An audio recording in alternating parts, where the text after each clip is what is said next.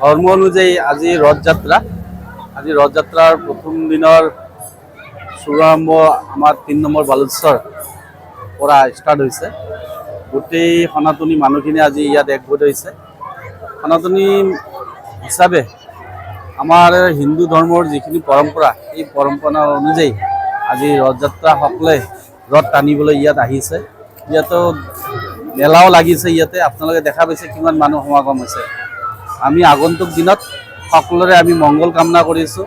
এই ৰথযাত্ৰাৰ তেখেতসকলে উপস্থিত হৈ পেলাই তেখেতৰ সকলোৰে পৰিয়ালৰ যাতে মংগল হওক আৰু আমাৰ দেশখনৰো যাতে মংগল হওক, অসমখনৰো যাতে মংগল হওক, তাৰে কামনা মই কৰিছোঁ। হয়, সেইকাৰণে মানুহবিলাক আহে ৰথত, সেইকাৰণে মানুহবিলাক আহে ৰথ টানিবলৈ। ইয়াতে এইকাৰণে আহে যে কিছুমানে মনৰ কিছুমান কামনা থাকে, সেই কামনা বাসনাবোৰ ইয়াত আহি পেলাই তেখেতসকলে ভগৱানৰ ওচৰত প্ৰাৰ্থনা জনায় আৰু কিছুমানৰ বহুত মানুহৰ এই কামনা সফল হয়। আজি জগন্নাথ দেৱৰ ৰথযাত্ৰা আমি আপোনালোকৰ চেনেলৰ মাধ্যমেৰে আমি অসমবাসীৰ লগতে ভাৰতবাসী আমি এই ৰথযাত্ৰাৰ শুভেচ্ছা জ্ঞাপন কৰিছোঁ। আমাৰ ধুবুৰী চহৰৰ অতি পুৰণি মন্দিৰৰ ভিতৰত এটা মন্দিৰ। এই মন্দিৰ 1951 চনত স্থাপিত হৈছিল।